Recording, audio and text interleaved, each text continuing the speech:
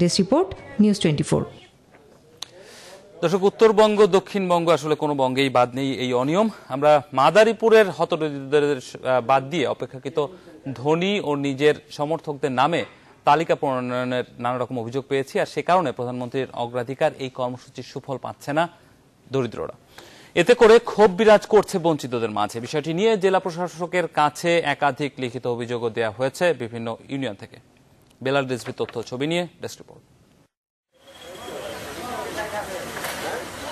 মাদারীপুরের পাইকপাড়া ইউনিয়নের দামেরচর গ্রামের রাজা মিয়ার স্ত্রী মালতী বেগমের নামে 2টি কার্ড ইস্যু করা হয়েছে, যাদের বাড়িতে পাকা ঘর এবং ছেলে থাকে বিদেশে।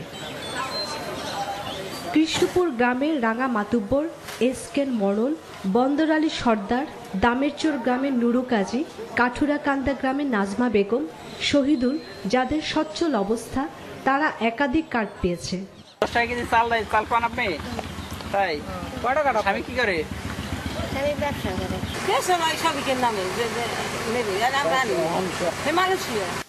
যাদের স্বামী নেই, স্বজন নেই, নেই জমি জমা, অভিযোগ রয়েছে তারাই 10 টাকা চালের কার্ড পায়নি।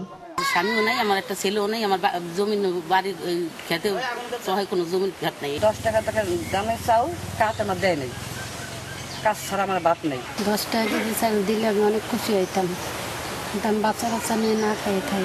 জমি খাত আছে, সে চাউল পাইতে আছে, যার জমি নাই সে চাউল পাইতে আছে না।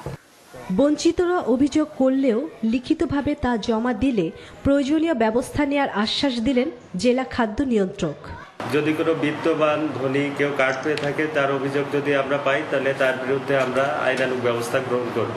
এ ব্যাপারে আমরা কোনোভাবেই কাউকে ছাড় দিব না এবং প্রয়োজনীয় ব্যবস্থা গ্রহণ করতে আমাদের কোনো সময় লাগবে না। সামর্থ্যবানরা নয়, হত দরিদ্ররাই 10 টাকা দামে চাল কিনতে পারবে, এমনটাই চাওয়া সাধারণ মানুষের।